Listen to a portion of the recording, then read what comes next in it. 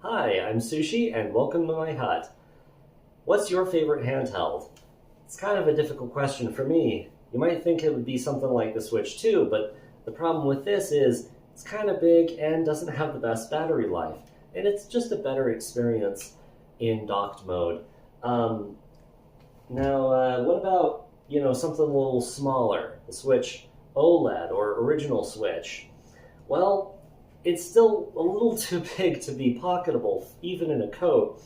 And it's still better in docked mode, and it's just not nearly as good as the Switch 2, so that kind of rules that out. Um, this ROG Ally, it's pretty neat, but has kind of the same problem of being big. I mean, it's pretty chunky, even width-wise. And then poor battery life. To get the most in terms of performance out of it, you have to have it plugged into the wall. It creates a lot of noise and heat. You have to do all kinds of updates on it all the time. So definitely not that. So it really comes down to the DS Lite and this, let me turn it on so you can see all the colors, modded GBA. Now this Game Boy Advance, it is right off the bat just breathtaking. These modded GBAs usually are. There's all the lights on it.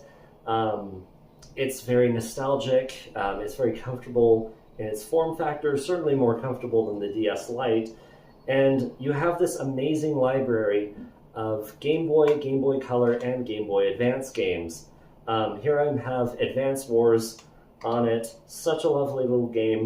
You have all these games that got ported from the SNES to it, and then, of course, NES ports mainly to the Game Boy and Game Boy Color. One of the all-time great libraries, and it's super fun to shop for Game Boy games at the store.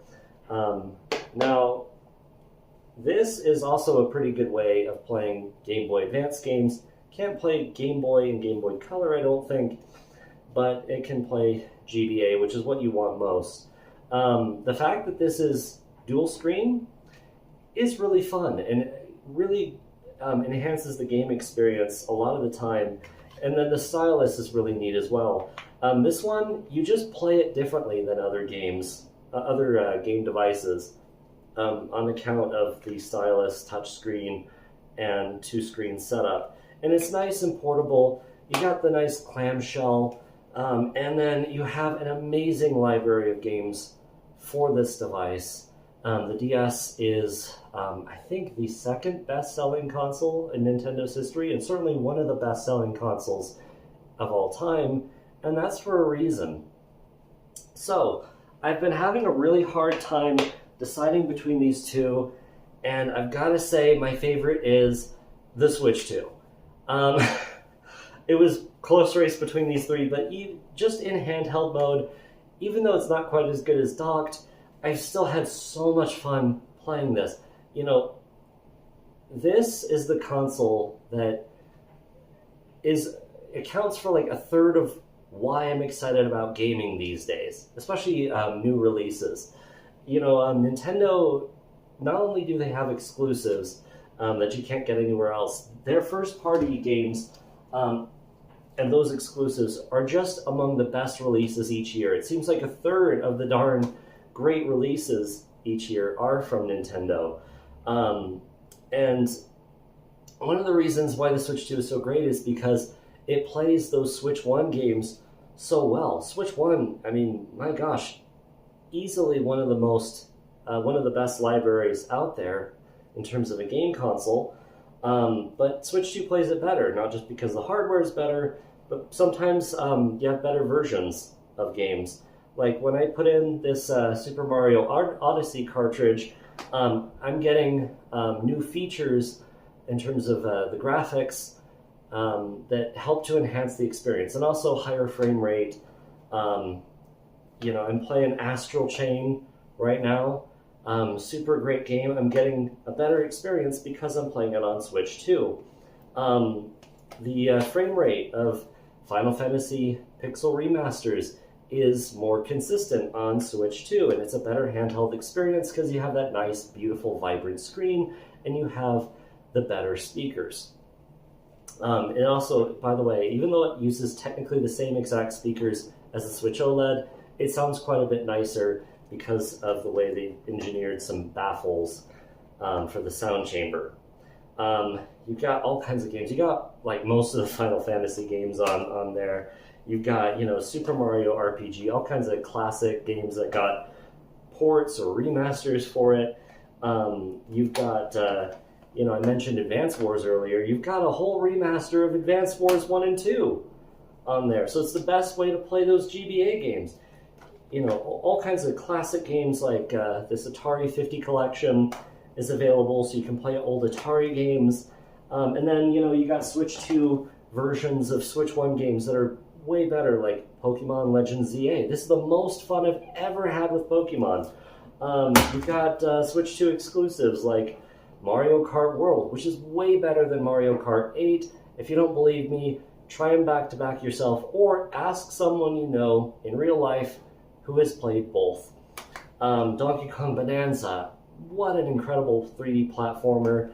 And then it's getting so many great third-party ports like Final Fantasy VII Remake. This is easily as good on Switch 2 as it is on the ROG Ally, but I have this nice thing to put on the shelf and collect. And it's also just a nicer, more convenient form factor. I don't have to worry about updates to play it. I don't have to deal with the fan noise in the 25 or 30 watt modes on the ROG Ally.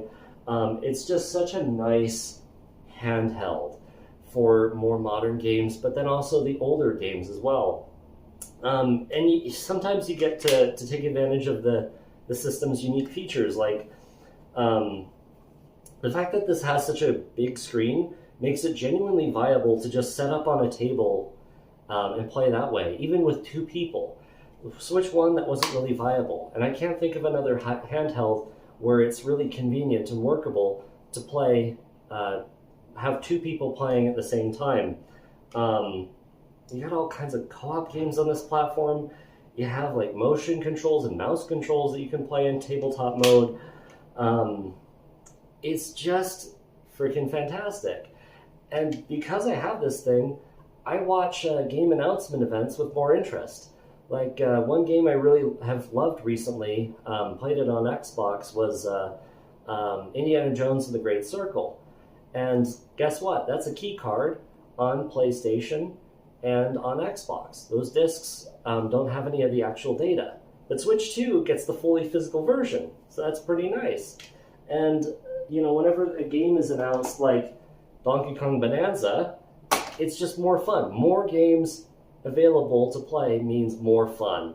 So that's my answer ultimately, although I have to stress it was really close. The Switch 2 isn't the perfect as a handheld experience. It is nice to have something more pocketable. I think in terms of that, the SP, Game Boy SP form factor is probably pretty ideal, but I don't have one of those. So anyway, what do you think? Let me know in the comments below. See ya!